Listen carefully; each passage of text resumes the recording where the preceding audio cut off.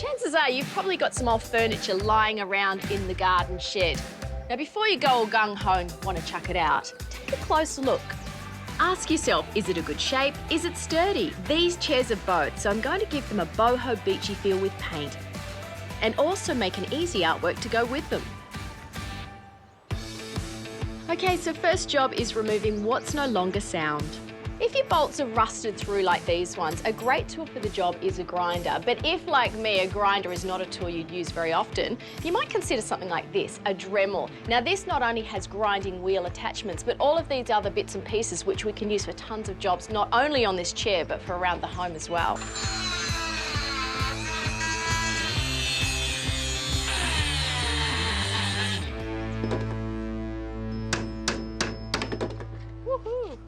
Well, that's all the timber I need to remove from the chair, but now what I do need to do is take care of all of this flaky paint. So I can do that by removing the grinding wheel and just replacing it with a buffing wheel. The Dremel with a buffing tool is really great for taking care of the paintwork on the frame. I don't need to strip it all back, just anything that's obviously loose and flaky. Sand the slats you're keeping and make sure you apply a rust converter to the metal.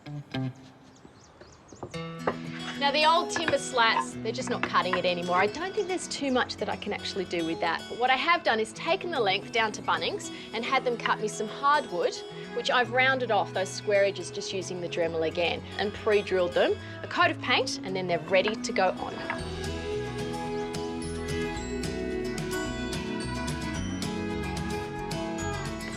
I love old pieces like this because you get so many creative ideas on how you're going to do it up. You could go for rainbow, you could do it all white. I love the shape of the frame, so I'm just going for a very simple black and white combo.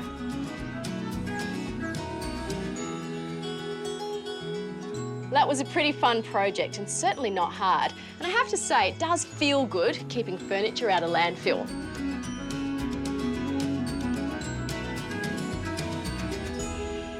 To complete the outdoor setting, I want to make a hanging for the wall, kind of like a picture to go behind the chairs like you would decorate on the inside of the house.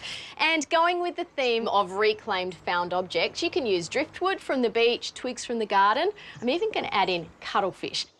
Now, the idea here is to start on a metal hoop. These come from a craft shop. If you don't have a craft shop nearby, you can use wire and just shape it into a ring, and you need to have a split at the top so that can thread on all of the bits and pieces. The Dremel comes in so handy because you also have a drill bit. It's like a gauge, so every hole will be the same depth. Some of them are quite thick, so what I'm doing here is I'm taking off that depth gauge, and then I simply replace on with a collar. It just gives me just a little bit more to play with. Now, there's just one other thing I want to add to the mix, air dry clay. This stuff is amazing and you can form it into balls any size you like. Now, the idea is to make these balls as similar in size as you can, and to be able to thread onto the wire, just use a skewer straight through the centre. Kind of like a shish kebab. Well, I'm painting the clay balls, but you could leave them. Now you just have to thread everything onto the wire.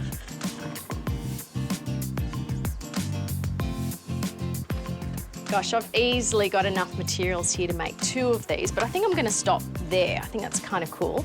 Now, the way to secure it is just use a really strong cloth tape, something like this gaffer, and not secured in the middle, just to one side. That way it'll be nice and strong when you hang it.